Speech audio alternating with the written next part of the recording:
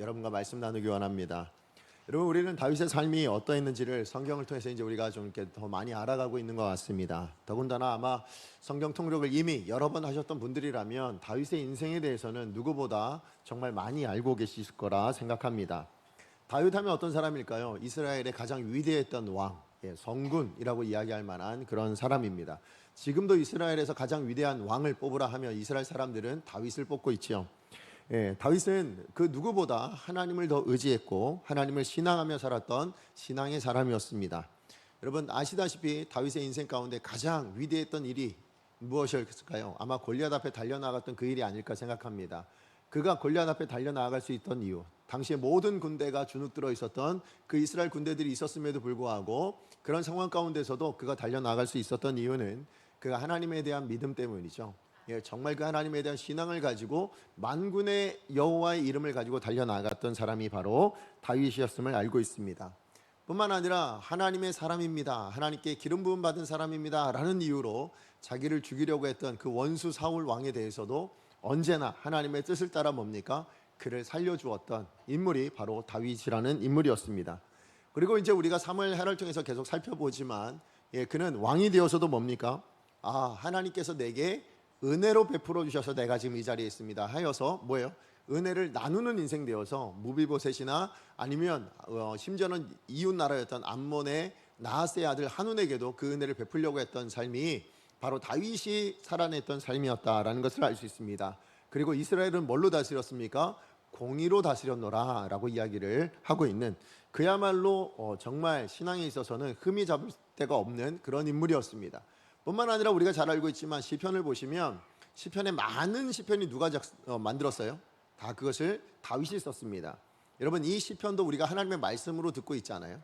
자, 그렇다면 하나님의 영감을 받아 하나님께 택한 이 말씀을 작성할 만큼 그렇게 하나님의 영에 감동되어 있던 사람, 그게 바로 다윗이었다라는 것을 우리는 알 수 있죠. 그러니까 그가 살아냈던 지금까지 인생을 우리가 살펴보면 그는 정말로 신앙의 사람이었어요. 그 신앙이 정말 진심으로 하나님 앞에 드려졌던 그런 신앙의 사람이었고, 또 그 신앙 때문에 뭐예요? 다이나믹한 삶을 살아냈던 사람이기도 합니다.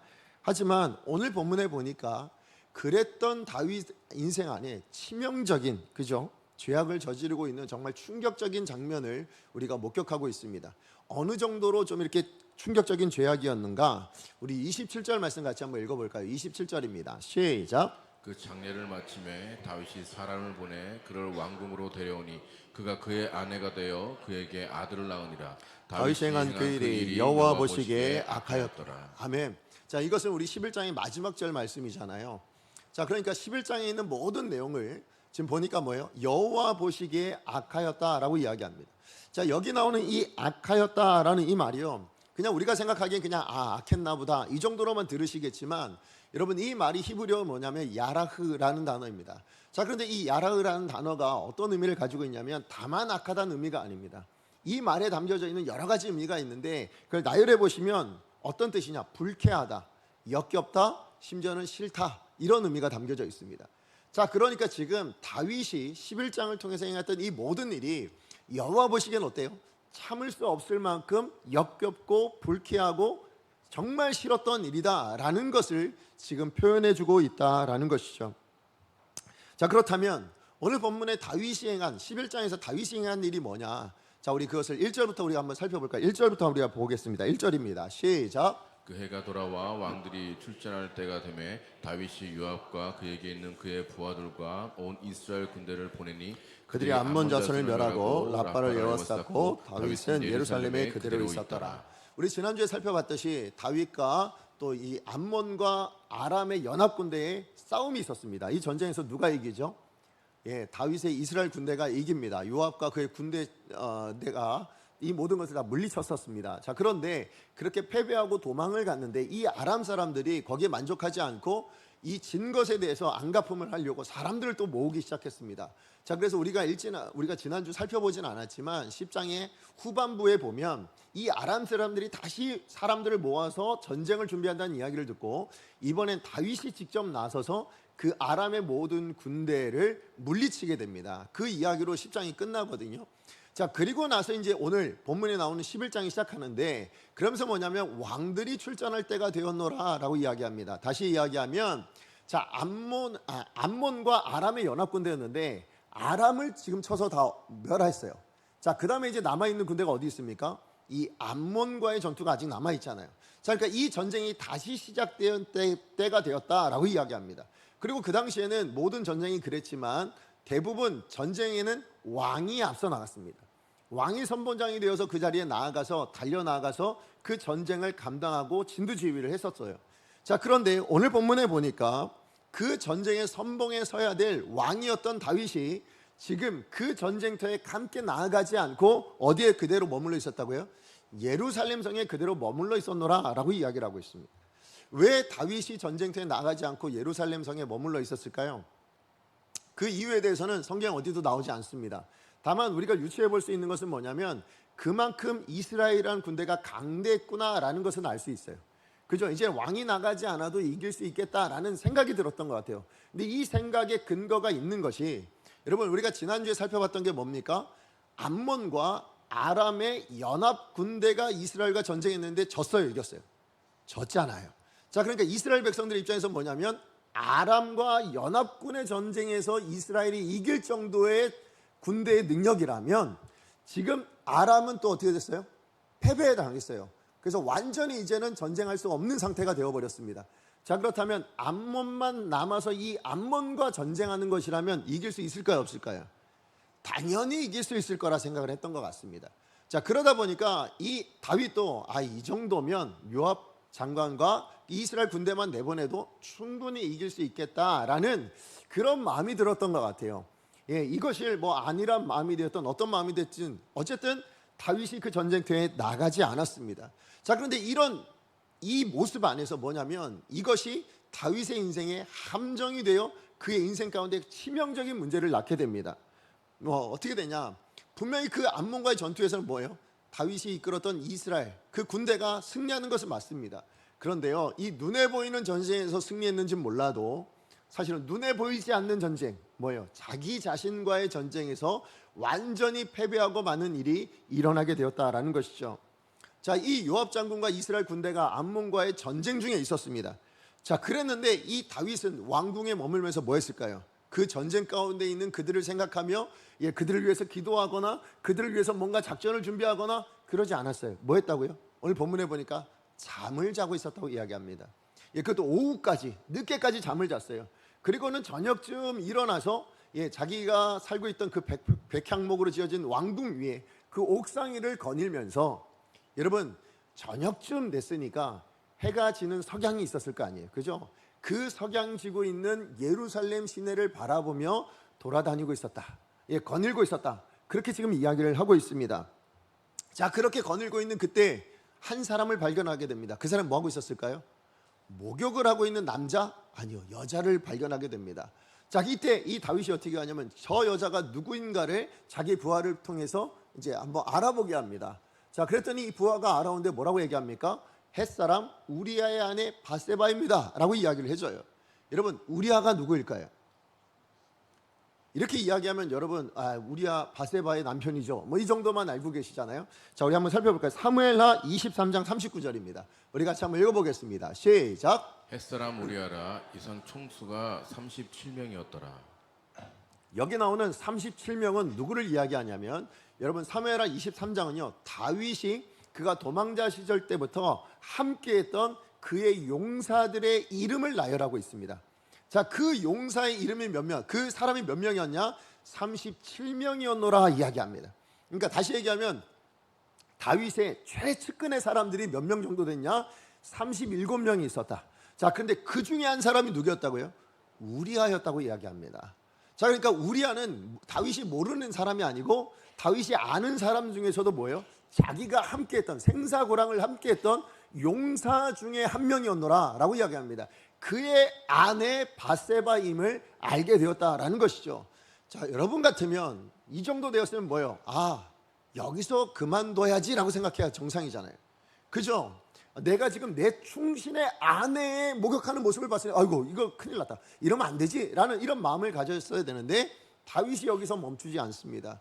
여러분 다윗 안에 그 여인을 알아보라 할 때 생겨났던 그 정욕, 그 욕망이 그의 이성을 마비시키고요, 그의 양심을 마비시키고 심지어는 그의 신앙까지 마비시키고 말았다라는 것이죠. 그래서 어떻게 합니까? 그가 자기가 가지고 있는 이 왕권, 사실 이 왕권 누가 주셨는데요? 하나님이 주신 것으로 본인도 인정했잖아요. 하나님의 은혜임을 인정했는데 이 은혜를, 이 왕권을 가지고 뭐하냐? 자기의 정욕을 이루는 죄의 도구로 삼고 맙니다. 그래서 자기의 부하를 보냅니다. 보내서 뭐예요? 그 밧세바를 억지로 데려오게 만들어요. 그리고는 그 밧세바를 뭐합니까? 범하고 말죠. 자, 그리고는 이 밧세바를 어떻게 하냐? 다시 집으로 돌려보냅니다. 왜 그랬을까요? 왜 돌려보냈을까요? 여러분 지금 우리아는 어디에 있습니까? 전쟁터에 있잖아요. 예, 그러니까 지금 전쟁터에 있는 우리아가 집에 없으니까 그냥 집에 돌려보내면 이제 그 부하들 몇 명 외에는 아무도 모르는 그런 일이 되고 말잖아요. 자, 그렇게 잘 덮어가려고, 이렇게 해서 무마시키려고 그렇게 해서 집으로 돌려보냈습니다. 자, 그런데 이것을 여러분 하나님이 그대로 두지 않으세요. 어떻게 하시냐면 하나님께서 그 밧세바를 임신하게 만들어 버렸습니다. 그죠? 만약에 임신하지 않았으면 누구도 모를 일이었고 그냥 넘어갈 일, 한번 다윗이 잠깐 넘어졌다 넘어간 일, 그리고 세상 사람들은 모르는 일이 되었을지 모릅니다. 자, 그런데 하나님이 그 다윗이 범했던 그 죄가 잉태되도록, 그래서 밧세바가 임신하도록 만들어 버렸습니다. 자, 그런데 이 임신 소식을 누가 듣게 돼요? 다윗이 듣게 됩니다. 아니, 조용히 잘 넘어갈 줄 알았더니 임신했다는 소식을 들으니까 이거 큰일 났다라는 생각을 가지고 또 다윗이 어떻게 하냐? 아주 치밀하게 계획을 짭니다. 이거 이대로 뒀다가는 내가 잘못한 일이 들통날 수 있으니까, 사람들 앞에 만방에 드러날 수 있으니까 어떻게 하기로 결정하냐면 전쟁터에 있는 우리아를 불러오기로 합니다. 자, 그래서 우리아를 불러와서 뭐 합니까? 처음에 불러와서는 전쟁터 좀 어떠냐? 지금 전쟁 상황이 어떠냐? 이걸 묻고는 어떻게 해요? 집으로 돌아가서 지내라, 잠깐 쉬어라, 이렇게 이야기합니다. 왜 집으로 돌려보냈습니까?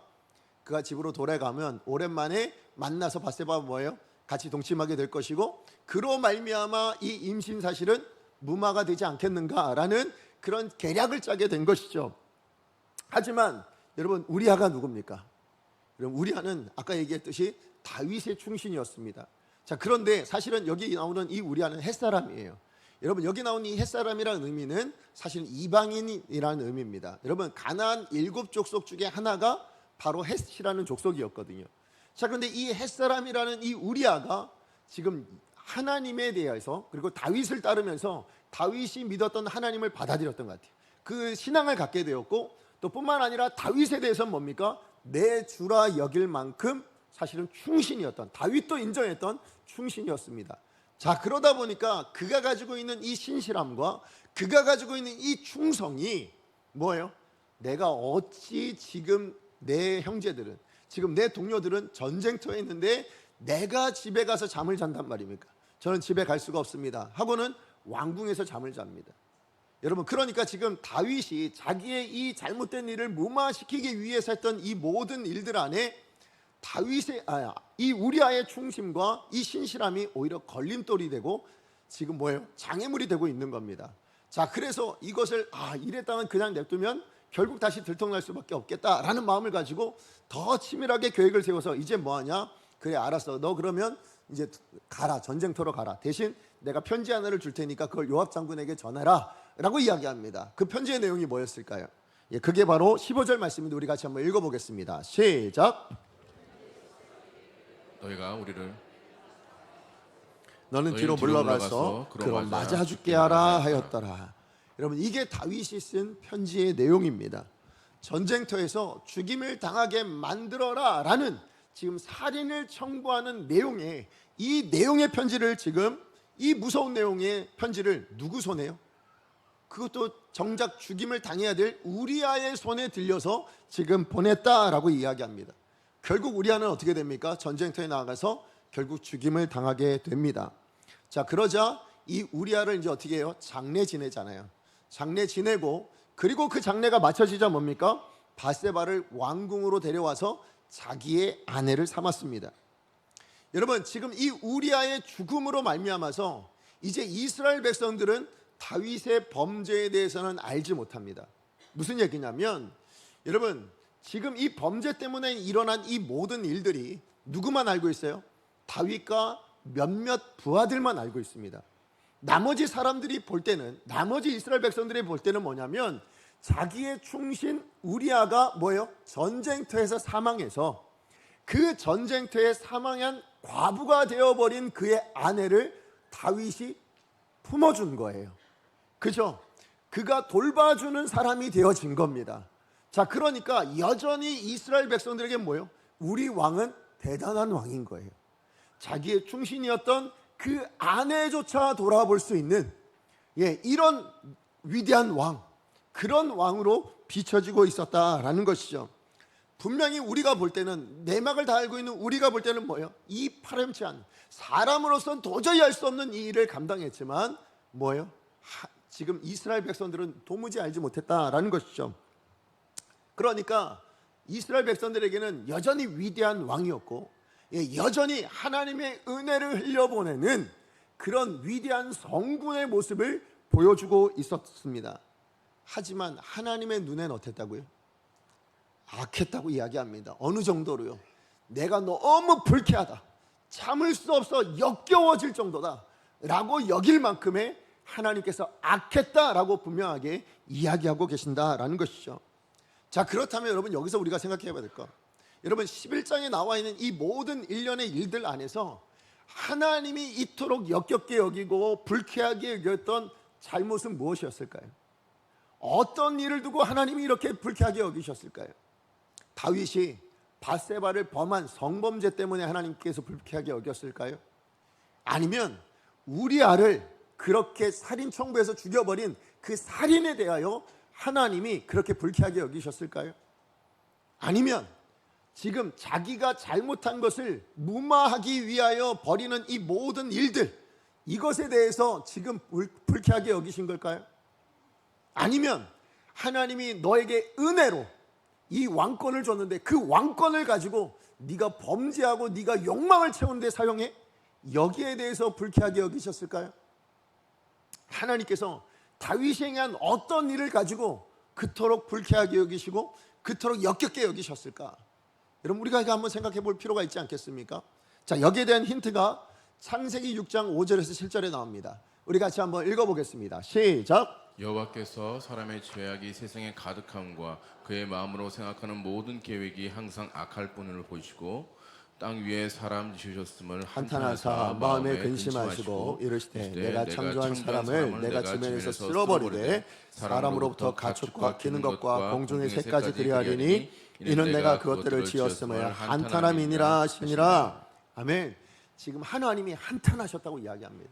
또 그것 때문에 근심하셨다고 이야기해요. 무엇 때문에 하나님이 한탄하시고 무엇 때문에 근심하셨다고 이야기하고 있습니까? 우리가 읽었던 5절 말씀에 보니까 사람이 그 마음에 생각하는 것이 뭐라고요? 항상 악할 뿐임이었다라고 얘기합니다. 다시 얘기하면 그 사람이 가지고 있는 본성이, 그 사람이 가지고 있는 그 본성이 뭐하다고요? 악만 끄집어내고 있다라는 거예요. 악한 것들로만 가득 채워져 있는, 그러다 보니 이 악한 인간의 본성이 하나님 보시기에 뭐예요? 한탄스러웠고 하나님 보시기에 근심스러웠다라고 이야기합니다. 여러분, 이것은 다윗에게도 마찬가지였던 거예요. 지금 하나님이 다윗이 행한 어떤 일, 맞아요, 그 일이겠지만 그러나 이 모든 일의 주범은 어디서 나온 겁니까? 다윗 안에 있었던 그 본성이에요. 그 본성을 이겨내지 못하고 그 본성 안에는 그 죄악된 본성이 드러나 이 모든 일을 감당했던 이것이 하나님 보시기에 불쾌했던 거예요. 하나님 보시기에 역겨웠던 거예요.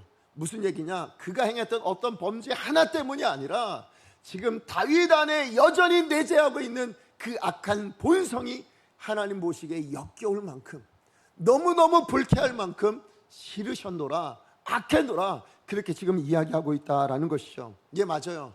여러분 한번 생각해 보세요. 하나님 보시기에 정말 커다란, 우리가 봤을 때 저런 범죄, 저런 파렴치한 저런 큰 범죄, 이것만 하나님이 불쾌하실까요? 하나님 보시기에 작은 거, 뭐 이 정도는 뭐 용서해 줄 수도 있고, 뭐 아무렇지도 않지 라고 생각할 만한 죄는 그럼 하나님은 불쾌하게 여기지 않으실까요? 하나님 보시기에 불쾌하지 않은 죄가 없습니다. 우리가 아무리 작다고 여기는 그것마저도 하나님 것을 용납하시는 하나님이 아니세요. 죄는 하나님이 결코 용납하시는 것이 없습니다. 그런데 이 죄가 어디서부터 나온다고요? 사람 우리 안에 있는 이 죄악된 본성에서 솟아나더라라는 것이죠.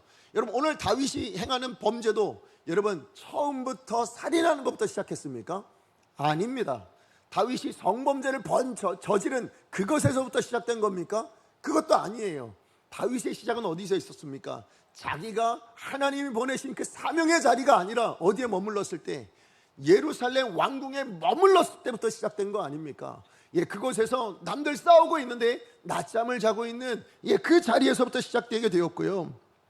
뿐만 아니라 목욕하는 여인을 본 이후에 자기 안에 솟아났던 그 정욕을 참지 못하고, 그래서 그 여인이 누군가를 알아보는 그 순간부터 이 범죄가 시작되게 되었다라는 것입니다.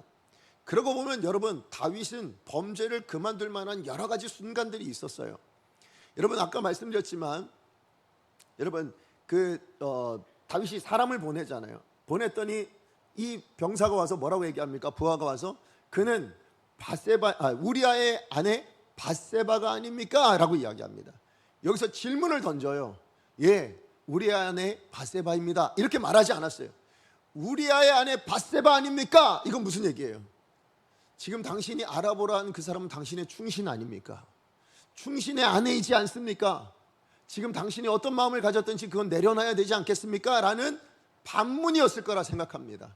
그럼에도 불구하고 다윗은 여기서 멈추지 않습니다. 게다가 우리가 읽지 않았지만 여러분, 다윗이 이 밧세바와 범하기 전에 그는 잠시 기다렸던 것 같아요. 뭘 기다렸냐면 밧세바가 정결해질 때까지, 정결을 한 이후에 범했다고 얘기하고 있어요. 잠을 잤다고 이야기하고 있습니다. 여러분, 여인이 불결할 때가 언제냐면 생리하는 기간이에요. 자, 그러니까 그 생리하는 기간 동안 참았다는 얘기예요. 그 기간 동안에는 범하지 않았다는 얘기예요. 무슨 얘기예요? 그만큼의 시간이 있었단 말이에요. 그럼에도 불구하고 다윗은 그 정욕을 참지 못하고 그 기간 동안을 지나고 난 이후에 했습니다. 그러고 보면 범죄함에도 불구하고 이 다윗은 뭐예요?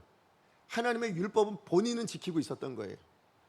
그 불결하면 그것은 정하지 못한 거라는 것을 알고 그것을 그대로 지켜내며 자기 범죄를 그대로 행하고 있었던, 그게 다윗의 파렴치한 모습이었다라는 것이죠. 맞아요. 다윗은요, 멈출 수 있는 기회가 있었습니다. 그런데 그 기회를 참지 못하고 뭡니까? 그 내면 안에 있는 이 본성이 작동되기 시작하니까 결국 거기에 넘어져서 그 정욕이 죄악을 잉태하게 되었고, 그 죄악이 장성하여져서 뭐예요? 하나님이 보시기에 악하다 여길 만한 결과물을 만들어내게 되었다라는 것입니다. 자, 그렇다면 오늘 저와 여러분 우리가 생각해 볼 건 뭐냐면, 그렇다면 다윗에게만이 아니라 오늘 이 땅에 있는 우리 모든 인생 가운데 있는 이 본성, 죄악된 본성이 가지고 있는 그 특징이 뭐길래 하나님이 이토록 불쾌하게 여기시고 하나님이 그토록 싫어하고 계시는가? 우리가 이것을 한번 생각해 봐야 되지 않겠습니까? 왜 다윗이 이토록 그렇게 넘어질 수밖에 없었던 그 죄악된 본성이 무엇이길래, 어떤 특징이 있길래 하나님이 이렇게 불쾌하게 여기시는가? 오늘 본문을 통해서 우리가 두 가지로 좀 살피고 싶습니다. 자, 첫 번째는 뭐냐? 우리의 죄악된 본성 안에 있는 이 특징 중에 하나가 뭐냐면 하나님을 망각하게 만든다라는 것입니다. 우리가 아는 바 다윗의 가장 위대한 신앙의 모습이 뭐예요? 다윗은 하나님 중심으로 살았다라는 거죠. 그죠? 다윗의 인생을 돌아보면 하나님이 그가 말하고 행동하는 모든, 선택하는 모든 것의 기준이 하나님이었어요. 그래서 우리가 잘 알고 있는 시편 23편 뭐라고 이야기합니까? 여호와가 나의 목자이시니. 맞아요. 여호와가 나의 목자, 여호와 중심으로 살아냈던 사람이 바로 우리가 알고 있는 다윗의 인생의 특징이었습니다. 그래서 우리가 잘 알고 있는 가장 유명한 인물 골리앗과의 전투에서 그가 뭐라 하고 달려갑니까? 우리 사무엘상 17장 45절 47절 같이 한번 읽어보겠습니다. 시작. 다윗이 블레셋 사람에게 이르되 너는 칼과 창과 단창으로 내게 나아오거니와 나는 만군의 여호와의 이름 곧 내가 모욕하는 이스라엘 군대의 하나님의 이름으로 내게 나아가노라. 오늘 여호와께서 너를 내 손에 넘기시리니 내가 너를 쳐서 내 목을 베고 블레셋 군대의 시체를 오늘 공중의 새와 땅의 들짐승에게 주어 온 땅으로 이스라엘의 하나님이 계신 줄 알게 하겠고 또 여호와의 구원하심이 칼과 창에 있지 아니함을 이 무리에게 알게 하리라. 전쟁은 여호와께 속한 것인즉 그가 너희를 우리 손에 넘기시리라. 여러분, 이 신앙 고백은 다윗의 인생을 특징 지을 수 있을 만한 가장 위대한 신앙 고백입니다. 자, 그런데 이 고백이 가짜입니까? 아닙니다. 하나님이 인정하실 만큼. 왜요? 이 전쟁에서 이 고백에 따라 뭐예요? 실제로 골리앗을 물리치게 하시잖아요. 자, 그러니까 하나님이 인정하시는 신앙 고백, 그의 진심과 전심이 담겨져 있는 그런 신앙 고백이었습니다. 예, 이 신앙 고백을 가지고 다윗은 자기의 인생을 살아냈어요. 예, 뿐만 아니라 그래서 뭐예요? 원수였던 사울도 어떻게 했다고요? 하나님이 금하신 것인데 내가 어떻게 기름 부은 자를 죽일 수 있겠는가 해서 하나님이 금하신 것이라는 이유 때문에 그를 여러 번 살려주었죠. 예, 맞아요. 다윗은 항상 여호와가 자기의 목자이신 것처럼, 그래서 여호와의 말씀 따라 여호와 중심으로 살아냈던 사람이 바로 다윗이었습니다. 자, 그런데 오늘 본문을 보시면 다윗은 하나님의 시선에 대해서 아랑곳하지 않는 것 같습니다. 어떻게 알 수 있는가? 여러분, 27절 외의 앞부분을 보세요. 어디에도 하나님이란 이름이 나오지 않습니다. 어디에도 여호와가 등장하지 않아요. 다윗이 행하고 있는 이 모든 일들 안에 다윗은 하나님과 아무 상관없는 것처럼, 마치 하나님이 안 계신 것처럼 그렇게 행동하고 있는 다윗의 모습을 봅니다. 오히려 뭐예요? 우리아라는 이 햇사람, 이 이방인의 입술을 통하여 뭐예요? 하나님의 언약궤 이야기가 잠깐 나올 뿐이에요. 그러고 보면 우리아랑 다윗이랑 보면 누가 더 신앙의 사람 같냐? 우리아가 신앙의 사람 같아요. 오히려 다윗은 뭡니까? 이방 왕과 전혀 다를 바가 없는 그런 세상 사람과 똑같은 그런 모습을 보여주고 있다라는 것이죠. 예, 맞아요. 다윗은 뭐에만 신경 썼어요? 지금 1년에 일어난 이 모든 사건을 우리가 반추해 보면 결국 사람에게 들키지 않기 위해서 한 거예요. 그죠? 몇몇 자기 부하들에게는 어쩔 수 없이 이야기에 들켰는지 모르겠지만 자기가 다스리고 있는 이스라엘 백성들 앞에는 들키지 않기 위해서, 예, 이런 파렴치한 계획들을 준비하여 그 모든 일들을 착착 진행시켰다라는 것이죠. 자, 그리고 이 부하들도 보면 뭐예요? 다윗은 원래 그런 사람이 아니잖아요. 자, 그런데 잠시 뭐 한 거예요? 일탈했을 거라 생각할 정도로, 예, 그렇게 여겼는지 왕이라면 뭐 저 정도 할 수도 있지 라는 정도의 아마 그런 생각으로 넘어갔는지도 모르겠습니다. 자, 그런데 어쨌든 이 모든 다윗의 범죄는 그 몇몇 최측근을 제외하고는 아무도 알지 못했다라는 것이에요. 왜요? 다윗이 치밀하게 들키지 않을 수 있도록, 누구에게? 이스라엘 백성들에게 전혀 알지 못하도록 그렇게 만들어냈기 때문에 그렇다라는 것이죠. 하지만 여러분, 사람의 눈에 드러나지 않는다고 하나님의 눈에도 드러나지 않겠습니까? 그런 일은 없다라는 것입니다. 예, 맞아요. 하나님의 눈을 속일 수 있는 인생이 없습니다. 예, 그 어떤 사건도, 그 어떤 것도 하나님의 눈에서 벗어날 수 있는 인생이 없습니다. 왜요? 하나님의 눈은 우리의 겉모습만 보지 않습니다. 우리가 정말 꽁꽁 숨기고 싶고 정말 감추고 싶은 우리의 은밀한 내면까지도 하나님은 다 보시는 분이시기 때문에 그렇다라는 것이죠. 하나님은 우리의 모든 것을 다 아십니다. 그게 바로 저와 여러분, 우리의 하나님이에요. 예, 그럼 우리 하나님이 다 아십니다. 이걸 모르는 인생이 있을까요? 다윗도 알았어요. 예, 다윗만 모르는 것이 아니라 다윗도 알고 있었고 오늘 이 자리에 있는 우리 모두도 다 알고 있을 거라 생각합니다. 자, 그런데도 불구하고 오늘 저와 여러분, 다윗만이 아니죠. 우리들도 어떻게 살고 있습니까?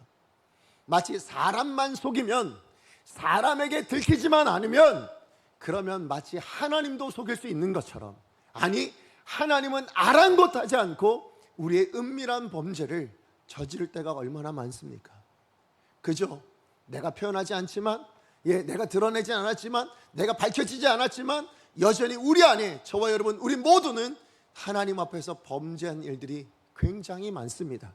들키지 않아서 그렇지, 세상 사람들이 알지 못해서 그렇지, 하나님이 알고 계시는 수많은 죄악들이 우리 안에 있습니다. 이 모든 죄악을 저지를 때 여러분, 하나님을 생각하셨나요? 여러분, 하나님을 기억했습니까? 아마 그러신 분들 없을 거예요. 그랬다면 범죄하지 못했겠죠. 그러면 왜 이런 일들이 가능한가? 그 이유는 다른 데 있지 않아요. 우리의 죄악된 본성이 뭐 하는 거냐? 그 특징이 하나님을 망각하게 만든다라는 것입니다. 하나님을 외면하게 만들어요. 이거는 오고 오는 세대, 모든 세대의 사람들이 그랬어요. 여러분 사사기 21장 25절 말씀 같이 한번 읽어보겠습니다. 시작. 그때 이스라엘에 왕이 없으므로 사람이 각기 자기의 소견에 옳은 대로 행하였더라. 예, 그때 이스라엘에 왕이 없었다 하지만 정말 왕이 없었습니까? 아닙니다. 눈에 보이는 왕은 없었는지 몰라도 그러나 눈에 보이지 않는 하나님이 이스라엘의 왕이었다라는 건 이스라엘 백성들이라면 누구나도 알았어요. 그런데 왜 왕이 없어지게 되었을까요? 하나님을 외면하고 싶었거든요. 그들의 죄악된 본성이 작동하기 시작하니까 하나님을 왕으로 인정하지 않습니다. 그리고 누가 왕이 되어버렸어요? 자기가 왕이 되었습니다. 자기가 주가 되었습니다. 그래서 내가 내 소견에 옳은 대로 내 안에 있는 본성이 작동시키는 대로 그렇게 살아내는 인생의 세계가 어디였다고요? 그게 사사기였노라 라고 이야기하고 있는 거죠. 맞아요. 우리 안에 있는 이 죄악된 본성은 하나님을 망각하게 만듭니다. 뿐만 아니라 하나님을 외면하고 싫어하게 되어서 어떻게 해서든 하나님이 우리 안에 있는 것을 그대로 내버려 두지 않아요. 여러분 로마서 1장 28절 상반절 같이 한번 읽어보겠습니다. 시작. 또한 그들이 마음에 하나님 두기를 싫어하며. 네, 어떻게 했다고요? 하나님을 마음에 두기를 싫어하는 게 우리 인생의 본성이라는 거예요. 근데 이게 어느 정도까지 무섭게 나타나느냐? 여러분 로마서 3장 18절 말씀입니다. 같이 한번 읽어봅니다. 시작. 그들의 눈앞에 하나님을 두려워함이 없느니라 함과 같으니라. 네, 뭘 잃어버렸어요? 하나님에 대한 두려운 마음을 잃어버렸어요. 그게 본성이 우리 안에 있는 이 죄성이 작동시키는 특징이라는 것입니다. 하나님을 망각하게 만들고 하나님을 외면하게 만들고 심지어는 하나님을 두려워할 줄 모르게 만드는 것, 그게 바로 우리가 가지고 있는 우리 본성이 가지고 있는 특징들이라는 것이죠. 그러다 보니까 다윗조차도 뭡니까? 여호와가 나의 목자이십니다. 여호와 하나님이 내 인생의 주인이십니다 라고 고백했던 이 다윗마저도 그 마음 안에 있는 본성이 작동되기 시작하니까 하나님이 더 이상 생각나지 않아요. 하나님을 망각해버리고 자기 정욕대로 행하다가 하나님 보시기에 너무나도 불쾌하고 악한 이 모든 일들이 일어나게 되었다라는 것입니다. 그러고 보면 여러분, 신앙엔 내공이 없습니다. 여러분 반드시 기억하세요. 여러분 신앙 연수가 찬다고 여러분 안에 있는 본성이 제어될 것 같습니까? 그러지 않습니다. 여러분 목사라는 직분을 가지면 그러면 제 안에 있는 본성이 제어될 수 있을 것 같습니까? 그럴 수 없습니다. 여러분 우리가 여러분의 신앙 연수가 얼마나 되었든 여러분이 얼마나 많은 말씀을 보고 기도를 하였든 여러분 그 시간과 그 날들이 여러분의 신앙 연수가 여러분의 본성을 제어하도록 만드는 게 아니에요. 여러분 우리 안에 있는 이 죄악된 본성은 무엇으로만 가능하냐? 하나님의 능력으로만 되는 줄로 믿습니다. 하나님의 은혜로만 되는 줄로 믿습니다. 다른 말로 이야기하면 예수 그리스도의 그 십자가의 능력이 아니고서는 우리의 죄악된 본성은 이길 수가 없습니다. 그래서 우리가 해야 될 일이 뭐예요? 여러분 내가 30년 신앙생활하고 내가 40년 신앙생활하고 내가 더 오랫동안 기도하고 말씀 받다고 여러분 안에 있는 내면의 본성을 이겨낼 수 있는가? 그럴 수 없어요. 뭐 하셔야 돼요? 매일매일 뭐 하셔야 됩니까? 십자가 붙들고 나아가셔야 돼요. 여러분 하나님의 말씀을 가지고 여러분을 하나님의 말씀 안에 묶어 놓으셔야 합니다. 그러지 않고서는 우리 인생은 날마다 넘어지는 인생 될 수밖에 없어요. 신앙을 아무리 오래 살았다고 여러분의 직분이 목사고 뭐 전도사고 아니면 뭐 여러분 장로고 권사고 집사라고 할지언정 여러분 그 직분이 여러분을 지켜내는 것이 아닙니다. 여러분 우리의 신앙 연수가 우리의 신앙을 보장할 수 없습니다. 우리의 본성을 이겨내는 것이 아닙니다. 여러분 예수 그리스도의 십자가 외에는 이 본성을 이겨낼 수 없어요. 그래서 하나님의 말씀으로 우리를 동여매지 않으면 여러분 언제라도 넘어지는 것이 우리 인생이라는 것을, 그것이 우리의 본성이라는 것을 우리는 반드시 기억해야 될 줄로 믿습니다. 여러분 신앙 고백이 아무리 뛰어난다 한들 여러분 그래도 넘어지는 게 인생입니다. 여러분 베드로를 아시죠? 베드로가 하나님 예수님 앞에 뭐라고 얘기합니까? 주는 그리스도시요 살아계신 하나님의 아들이십니다. 이건 예수님도 인정하셨어요. 인정할 만한 신앙 고백이었습니다. 그러나 얼마 지나지 않아 뭐가 됩니까? 예수님으로부터 책망을 듣습니다. 무서운 책망을 들어요. 뭐라고 듣습니까? 사단아, 내 뒤로 물러갈지어다. 무슨 얘기예요? 여러분, 신앙 고백이 아무리 뛰어나다고 한들 여러분, 언제라도 우리가 깨어있지 않는다면 우리는 다시 내 본성이 작동되어서 사단의 역할을 감당하는, 죄악의 역할을 감당하는 그런 다윗과 같은, 베드로와 같은 그런 인생이 될 수도 있습니다. 다윗이 그러할진데, 베드로가 그러할진데 오늘 저와 여러분, 우리는 어떠하겠습니까? 여러분, 우리 모두는 다 동일한 인물이에요. 우리 안에 죄성이 있어요.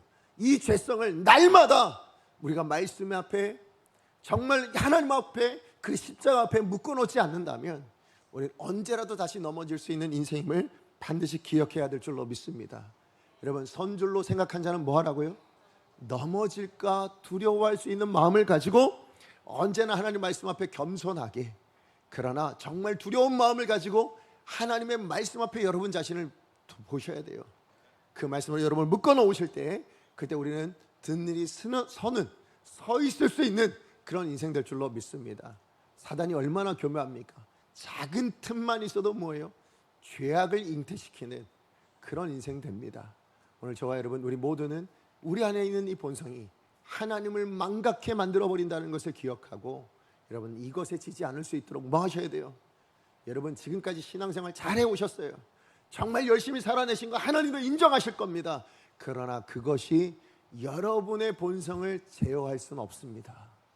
그것이 여러분의 자랑이 되지 않고, 지금도 나는 하나님의 말씀 붙들고 있습니다가 자랑이셔야 해요. 지금도 나는 내 인생을, 내 생각을, 내 결정을, 내 언행을 하나님의 말씀에 붙들어 매고 있습니다. 이것이어야 합니다. 그러지 않고는 우리 본성을 이겨낼 수 없다는 것을 반드시 기억해야 될 줄로 믿습니다. 그런가 하면 우리의 본성이 갖는 두 번째 특징은 뭐냐면, 하나님께서 베푸신 은혜조차도 죄의 도구로 변질시킨다라는 것입니다. 다윗이 오늘 베푼 끔찍한 이 죄악들을 이루어내는 데 있어서, 이 치밀한 계획들을 이루어내는 데 있어서 다윗이 사용한 게 뭡니까? 하나님께서 은혜로 베풀어 주신 왕의 권세입니다. 여러분, 이 왕의 권세는 다윗 스스로가 하나님이 내게 주신 은혜입니다라고 고백했어요. 우리 사무엘하 7장 18절 말씀 같이 한번 읽어봅니다. 시작. 다윗 왕이 여호와 앞에 들어가 앉아서 이르되, 주 여호와여, 나는 누구오며 내 집은 무엇이기에 나를 여기까지 이르게 하셨나이까? 네, 다윗이 내가 지금 왕이 된 것은 나는 아무런 자격도 없고 아무런 조건도 없는데 하나님이 여기까지 이끌어 주셔서 내가 왕이 되었습니다 라고 고백합니다. 지금까지 살아낸 우리의 삶은 하나님의 은혜인 줄로 믿습니다. 지금 내가 가지고 있는 모든 것은 하나님의 은혜로 누리게 된 것인 줄로 믿습니다. 그것을 아는 다윗은 그래서 뭐 했어요? 그것을 나누는 은혜의 통로가 되기로 결단해서 무비보셋에게 나눠줬고, 그 나하스의 아들 한운에게도, 그 이방 족속에게도 흘려보내기로 결단했던 것이 다윗의 모습이었습니다. 자, 그런데 이 은혜로 허락하신 것, 이것을 가지고 다윗은 범죄로 사용합니다. 원래 뭐 하라고 주셨는데요? 원래 이것은 하나님의 뜻을 세상 가운데 흘려보내는 왕이 되라고 해요. 그죠? 이스라엘 백성들에게 하나님의 다스리심을 드러내고, 하나님의 말씀의 다스리심을 드러내므로 공의를 누리게 하는 나라 만들라고. 여러분, 공의가 뭐라고요? 제가 다시 한번 말씀드리지만 옳고 그름이 아니라 하나님의 뜻이 만연되어지는 게 공의입니다. 하나님의 그 말씀대로 다스려지는 나라가 공의로운 나라인 줄로 믿습니다. 그런 나라 만들라고 허락하신 자리가 뭐예요? 왕이라는 자리였다라는 겁니다. 그런데 그 권세를 가지고 세상 왕과 똑같은 위치로 전락해버리는 것이 오늘 본문에 나오는 다윗이었다라는 거예요. 뭐합니까? 이 모든 사람들 위에 서서 그 위에 군림하여서 자기의 권세를 가지고 뭐합니까? 자기 욕망을 취하고 있는, 자기 욕망을 이루어내는 도구로 전락시켜버렸다라는 것이죠. 그래서 여러분, 사무엘하 11장에 보시면 두드러지게 반복되어 나타나는 단어가 있는데 그게 뭐냐면 보내다예요. 보내다.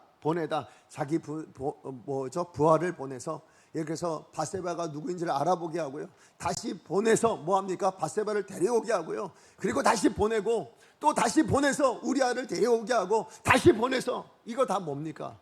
어떻게 왕이라는 이 모든 백성들 위에 있는 그 우월적인 권세를 사용해서 자기의 욕망을 이루어내고 있는, 세상이 똑같은 다른 왕들과 다름없는 인생으로 전락해 버렸다라는 것이죠.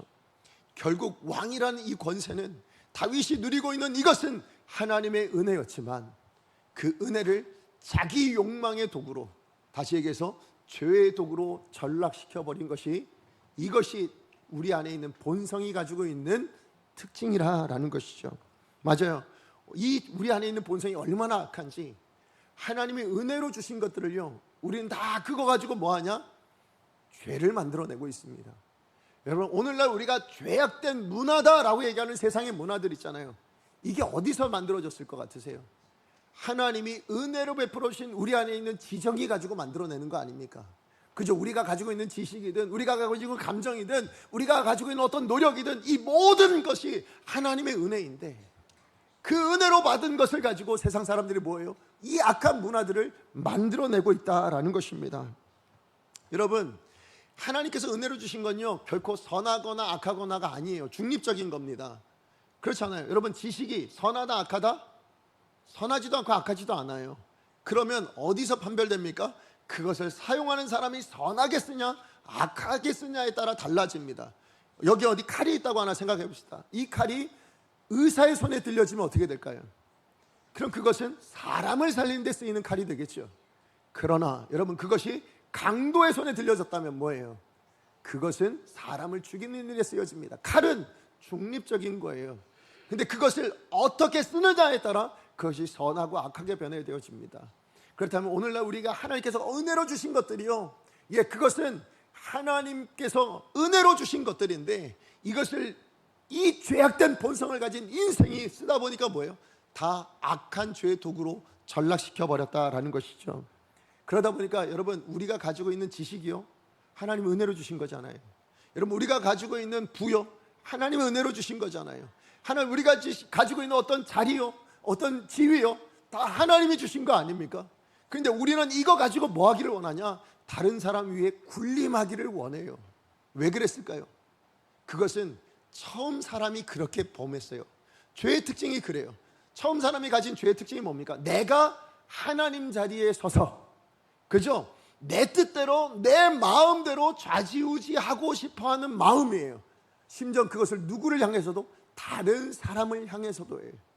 그게 처음 죄의 특징이었어요. 그러다 보니까 오늘 우리 안에 있는 이 본성이 뭐하냐? 내가 다른 사람보다 조금만 많이 가져도 뭐합니까? 그 사람 위에 서서 그 사람을 내 마음대로 하고 싶어하는 것이 너무 많이 일어나고 있습니다. 여러분, 그러다 보니까 이것이 얼마나 큰 특징이냐면, 그게 갑질이잖아요. 그죠? 근데 이게 많이 가진 사람만의 특징이 아니라, 오늘 저와 여러분, 우리도 종종 씁니다. 우리도 그렇게 우위를 점하고 싶어 해요. 여러분, 싸우시다 보면 가끔 싸우실 때가 있잖아요. 그러면 싸움으로 힘이 안 될 것 같으면 여러분 꼭 물어보는 게 있습니다. 뭐 물어보세요? 왜, 그죠? 너 나이가 몇이야? 를 물어봅니다. 왜요? 하다못해 나이라도 우위에 서서 그 사람 우위를 점하고 싶어하는 마음이 있기 때문에 그렇다라는 거예요. 그런데 여러분, 이게 세상에서만 그러냐? 아니요, 교회 안에서도 그래요. 여러분, 교회 안에서도 뭐냐면, 내가 신앙 연수가 몇 년이냐, 심지어는 내가 성경 통독을 몇 독을 했냐, 내가 기도를 얼마나 오래 했냐, 내가 지위가, 내가 직분이 뭐냐, 이 모든 것을 가지고 뭐예요? 그 사람 위에 서고 싶어하는 그런 마음들이 있어요. 그게 우리들의 모습이더라고요. 그게 여러분, 신앙인 안에도 이렇다면, 여러분, 우리 안에 있는 이 죄악된 본성이 얼마나 악한가, 이것이 얼마나 두려운 것인가를 우리는 반드시 깨달아야 할 줄로 믿습니다. 여러분, 이렇게 은혜로 주신 것을 가지고 우리가 군림하는 자리로 가게 되는 것은요, 여러분, 이것은 우리 안에 있는 본성이 작동되어서 그런 거지, 하나님의 뜻은 결단코 아니라는 것을 여러분 기억하셔야 됩니다. 여러분, 하나님이 은혜로 여러분에게 많은 것을 주셨다면 왜 주셨을 것 같으세요? 벼는 익으면 어떻게 됩니까? 고개를 숙이게 돼 있습니다. 물과 기름이 섞이면 물은 어떻게 됩니까? 반드시 아래로 내려가게 돼 있습니다. 여러분, 무거운 것이 내려가야 정상이에요. 내려가서 뭐 하는 걸까요? 섬겨야 됩니다. 바쳐야 됩니다. 그게 하나님이 만드신 자연 법칙이잖아요. 그렇다면 오늘 저와 여러분, 우리에게도 하나님이 많은 것을 주셨다면 그 이유는 뭐냐? 그거 가지고 섬기라는 거예요. 그거 가지고 많이 가지지 못한 자들을 향해서 나누어 주라는 것입니다. 그게 하나님의 뜻인 줄로 믿습니다. 위에서 군림하고 위에서 네 뜻대로 마음대로 해라, 이게 하나님의 뜻이 아니에요. 그 많은 은혜들을 가지고 우리는 잘못되게 살고 있었어요, 지금까지. 그러므로 저와 여러분, 우리 모두는 하나님의 은혜로 주신 것은 은혜의 도구로 사용하실 수 있는 저와 여러분 되어지기를 간절히 소망합니다. 여러분의 욕망의 도구로 삼지 마시고요, 이 땅의 세상 사람들처럼 죄악의 도구로 만들어내는 그런 인생 되지 않기를 원합니다. 여러분, 그것은 우리의 본성에 지고 있는 거예요. 우리의 제약된 이 본성이 작동되어서 그런 일들이 일어나고 있다는 것을 반드시 기억해야 될 줄로 믿습니다. 말씀의 결론을 맺습니다. 오늘 다윗의 인생을 통해서 우리가 확인하는 바가 뭡니까? 우리 안에 있는 이 본성이 얼마나 악한가예요. 그죠? 우리 안에 이 본성이 얼마나 끈질기며 이 본성이 얼마나 추악한 것인가, 얼마나 무서운 것인가, 이것을 우리가 확인하게 됩니다. 다윗의 인생을 보세요. 다윗만큼 신앙에 진심인 사람이 없었습니다. 다윗만큼 신앙으로 살아낸 사람이 없어요. 우리가 봐도 뭡니까? 다윗 하면 와, 저 사람을 따라해야 될 텐데 내가 도저히 범접할 수 없는 그런 인생처럼 보이잖아요. 그럼에도 불구하고 그 본성에 넘어졌을 때 나타난 이 추악한 모습을 보면 우리 안에 있는 이 본성이 얼마나 무서운 것이며 얼마나 추악한 것인가를 우리가 다시 한번 깨닫는다면, 여러분, 이것이 우리 인생일진데, 여러분, 우리의 지금까지 신앙생활이 자랑일 수가 없어요. 여러분, 이것은 무엇 때문에 가능합니까? 이 본성을 제어케 하신 하나님의 은혜인 줄로 믿습니다. 그죠? 이런 본성을 가지고도 우리가 지금 이 자리에 있다면 그것은 하나님의 은혜요 능력인 줄로 믿습니다. 하나님의 긍휼이 작동하셨기 때문에 우리가 이 자리에 있는 거예요. 그렇다면 우리도 이 땅을 살아내는 동안에 다시 한번 말씀드려요, 우리 안에 있는 이 본성이 작동되지 않는 인생 되기를 원하신다면, 여러분, 그래서 여호와 보시기에 불쾌하고 정말 역겨운 그런 악한 일들을 우리가 행하지 않기를 원하신다면, 우리가 해야 될 일은 지금 여러분의 신앙생활에 만족하시면 안 됩니다. 지금까지 여러분이 살아내신 삶을 여러분 생각하면서 그래, 난 앞으로도 잘 살 수 있어 라고 생각하시면 곤란합니다. 여러분, 그것은 교만인 줄로 압니다. 하나님께서 우리 가운데 원하시는 건 뭐냐? 늘 넘어질까 조심하여 뭐 하시는 거예요? 십자가 앞에 나오는 겁니다. 여러분, 다윗이 이 바세바를 범하고 시편 51편을 씁니다. 그때 시편 51편을 썼을 때 그가 하나님 앞에 회개하며 나아갑니다. 뭘 회개했을까요? 내가 다윗을 범했습니다, 내가 우리아를 죽였습니다가 아니에요. 하나님, 제가 태어날 때부터 죄인이었습니다를 회개합니다. 내 죄악된 본성이 이렇게 무서운 것임을, 그래서 하나님, 이 본성을 가진 나를 용서하여 주시옵소서 하며 하나님 앞에 나아갑니다. 여러분, 오늘 우리가 살아내는 삶의 방식은 바로 여기에 답이 있습니다. 여러분, 우리의 본성을 우리 힘으로는 이길 수 없어요. 그래서 뭐 하셔야 돼요? 날마다 하나님 앞에 나아가는 것, 날마다 하나님 앞에 엎드려 회개하는 것, 날마다 하나님 앞에 나를 붙들어내는 것, 그것 외에는 이 땅에 우리의 본성을 이길 방법이 없는 거예요. 다윗은 그것을 알고 뭐 했어요? 하나님 앞에 나아갔습니다. 오늘 저와 여러분, 우리도 우리 한 주 한 주 또 하루하루를 살아내실 때 우리 안에 있는 이런 본성을 생각하시면서 여러분 기도하셨으면 좋겠습니다. 하나님, 저 하나님의 말씀 붙들고 이 약한 본성을 묶어낼 수 있게 하여 주시옵소서. 이 약한 본성대로 살아내지 않게 하여 주시옵소서. 십자가의 능력으로 나를 제어하여 주셔서 언제라도 하나님과 동행하며 하나님의 뜻대로 살아내는 하나님의 사람, 그래서 하나님 보시기에 악한 인생이 아니라 하나님을 기쁘시게 해드릴 수 있는 인생 되게 하여 주시옵소서. 이것이 오늘 저와 여러분 우리의 신앙 고백이 그런 삶이 되어야 될 줄로 믿습니다. 우리 말씀 기억하면서 함께 찬양하기 원합니다. 오늘 말씀을 우리 찬양으로 이렇게 고백하기 원합니다. 나 주님의 기쁨 되기 원하네. 함께 찬양하겠습니다.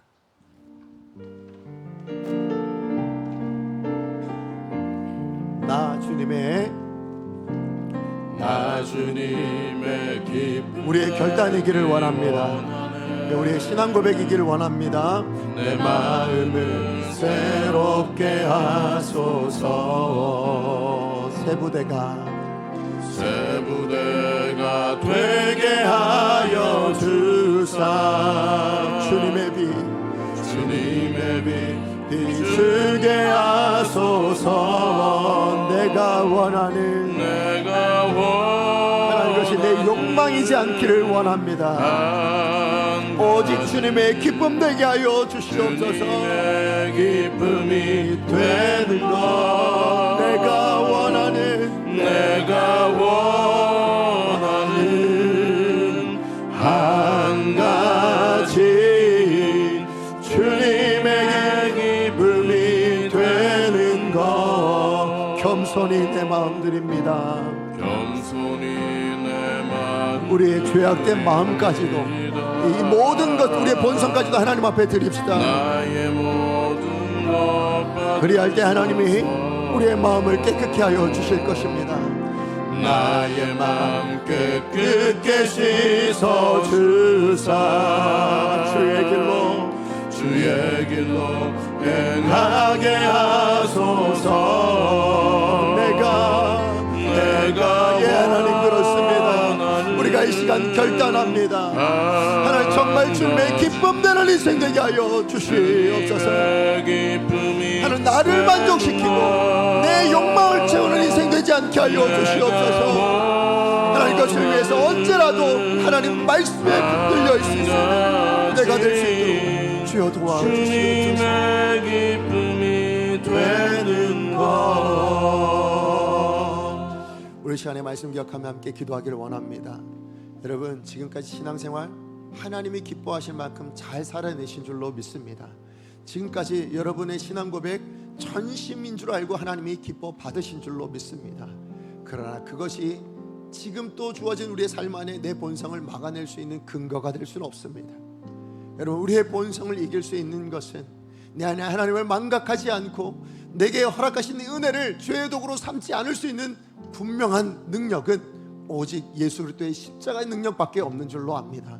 주의 말씀 외에는, 말씀이 우리를 인도하지 않고서는 우리는 언제라도 죄의 본성을 따라 살아낼 수밖에 없는 악한 인생인 것을 우리는 고백해야 될 줄로 믿습니다.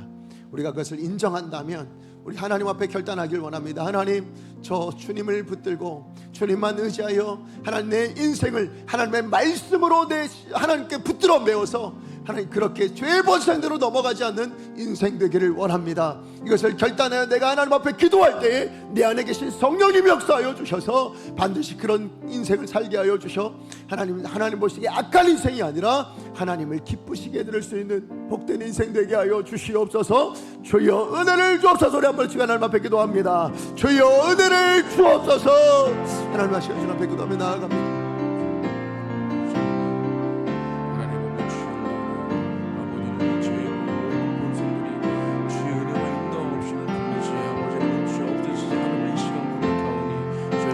하나님, 우리가 얼마나 악한 자들인지, 하나님 우리 안에 있는 죄의 본성이 얼마나 더러운지 하나님 그것을 우리가 인정하게 하여 주시옵소서. 하나님, 우리 스스로가 우리 안에 있는 이 죄악된 본성을 인정하지 않으면 하나님 그 십자가의 은혜조차 싸우려가 되고 맙니다. 하나님, 우리 안에 예수 그리스도의 십자가 그 생명의 핏값을 우리 가운데 허락하신 이유는 바로 우리 안에 있는 이 죄악된 본성이 너무나도 더럽고 추하고 하나님 우리 스스로는 이것을 이겨낼 수 없어 예수님이 십자가 지신 것을 기억합니다. 하나님, 우리 스스로가 우리 안에 있는 이 죄악된 본성을 기억하게 하여 주시옵시고 언제라도 다시 한번 넘어질 수밖에 없는 인생을 기억하고 하나님 지금까지 살아냈던 우리의 모든 것이 하나님 우리의 이 죄악된 본성을 이겨낼 수 있는 것이 아님을 알게 하여 주시옵시고 오늘도 다시 한번 하나님의 말씀을 붙들겠노라고 오늘도 다시 한번 하나님을 붙들고 살아내겠노라고 결단하는 우리 모두가 되어줄 수 있도록 주님 도와주시옵소서. 하나님, 세상에 내목이 없습니다. 하나님, 언제나 다시 넘어질 수 있는 것이 우리 인생입니다. 하나님, 우리가 육신에 원하는 것은 하나님, 우리 영이 원하는 것은 하나님의 뜻인지 모르지만 우리 육체의 소욕이 우리를 항상 하나님 죄악 가운데로 끌고 가는 것을 기억하게 하여 주시옵시고 여기에 넘어가지 않기 위하여서 하나님 언제나 하나님 말씀에 붙들릴 수 있는 우리가 되게 하여 주시옵소서. 사랑의 하나님, 감사합니다. 오늘도 말씀을 통해서 하나님 우리 안에 있는 죄악된 본성이 얼마나 추하며 하나님 이것이 얼마나 무섭고 두려운 것인가를 알게 하여 주셔서 감사를 드립니다. 하나님, 우리 안에 죄악된 본성이 작동하기 시작하면 하나님이 망각되어집니다. 하나님을 내 마음에 내 삶에 두기를 싫어하게 되어집니다. 우리 안에 죄성이 작동되어지면 하나님 내게 은혜로 주신 것들을 가지고도 내 죄악을 이루는 도구로 사용되고 살아가고 있는 것이 우리들의 인생이었음을 다윗의 삶을 통하여 보게 하여 주셔서 감사를 드립니다. 하나님, 저 지금까지 신앙이 있어서 잘 살고 있는 줄 알았습니다. 하나님, 지금까지 내가 살아냈던 신앙 고백으로 인하여서 하나님 괜찮을 줄 알았습니다. 그러나 다윗을 보니 그렇지 않다라는 것을 깨닫게 하여 주셨사오니 하나님, 이제라도 다시 한번 하나님 앞에 결단하며 다시 한번 하나님을 붙듭니다.